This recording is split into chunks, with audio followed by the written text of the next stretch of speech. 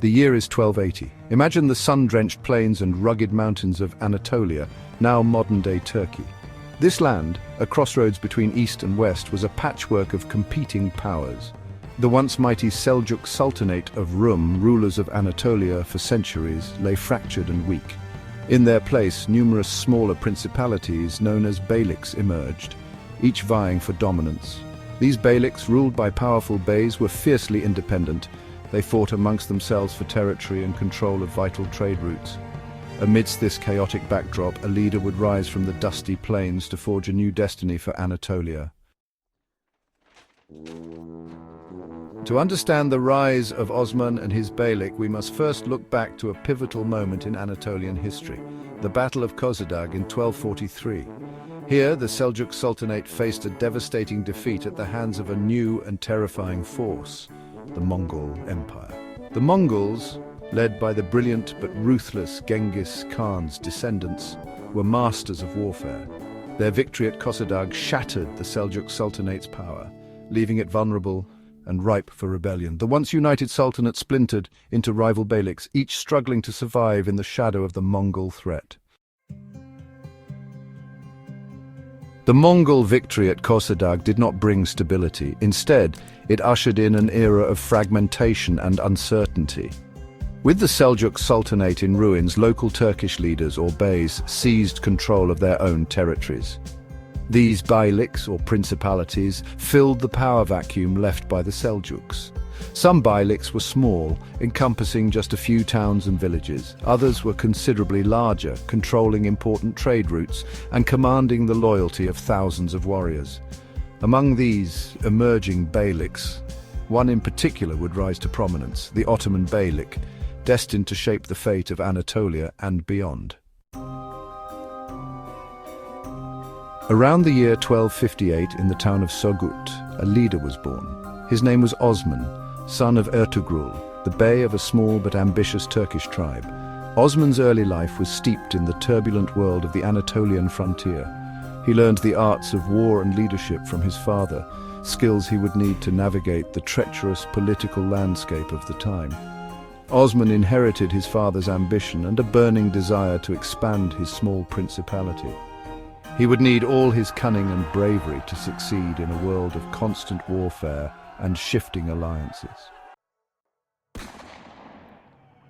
Section 5. Early Conquests and the Seeds of Empire. Osman, a natural leader, quickly proved himself a capable warrior and a shrewd strategist. He understood that to survive and thrive in this volatile environment, he needed to expand his territory and weaken the Byzantine Empire, the Christian power that held sway over much of Anatolia's western regions. His first target was the strategically important Byzantine city of Bursa. Bursa, with its fertile lands and access to trade routes, represented a tempting prize. Osman launched a series of raids and sieges against Byzantine strongholds, slowly but surely chipping away at their defenses. His victories, though small at first, attracted the attention of other Turkish warriors eager for land and glory. They flocked to his banner, bolstering his ranks and fueling his ambition. Section 6. Ghazi, warrior of faith. Osman's rise was not solely due to military might. He was a devout Muslim, and his followers saw him as a Ghazi, a warrior of faith fighting to spread Islam. This spiritual dimension resonated deeply with the people of Anatolia, many of whom shared his faith. They viewed his conquests as holy wars sanctioned by God. This potent mix of military prowess and religious fervor made Osman a formidable leader. His enemies underestimated him at their peril. As his power grew, so too did his reputation as a just and righteous ruler, attracting scholars, artisans, and merchants to his burgeoning realm. Section 7. The fall of Byzantine strongholds. With each victory, Osman Bey's grip on Anatolia tightened. The Byzantine Empire, weakened by internal strife, was unable to stem the Ottoman tide. One by one, Byzantine fortresses and cities fell to Osman's forces. His capture of the city of Yenisehir in 1299 marked a turning point. It was a clear signal that the balance of power in the region had shifted. No longer a minor chieftain, Osman was now a force to be reckoned with. He declared his independence from the crumbling Seljuk Sultanate, establishing the Ottoman Beylik as a sovereign power. This bold move sent shockwaves throughout Anatolia. A new empire was being born. Section 8. Legacy of the Frontier Warrior. Osman Bey, the warrior who had emerged from the Anatolian frontier, laid the foundations for one of the most enduring empires in history.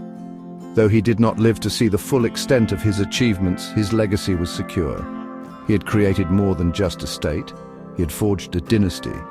His descendants would rule the Ottoman Empire for centuries, expanding its borders across 3 continents.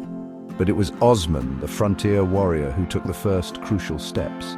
He had seized opportunity amidst chaos, leading his followers to victory with courage and vision. Section 9. Conclusion. The Ottoman Empire begins. The story of Osman Bey is a reminder that even in times of turmoil and uncertainty, great leaders can rise to shape the destiny of nations. From humble beginnings, he forged an empire that would leave an indelible mark on the world. His conquests in Anatolia were just the beginning of a remarkable journey. Osman's story is not just about military victories or territorial expansion.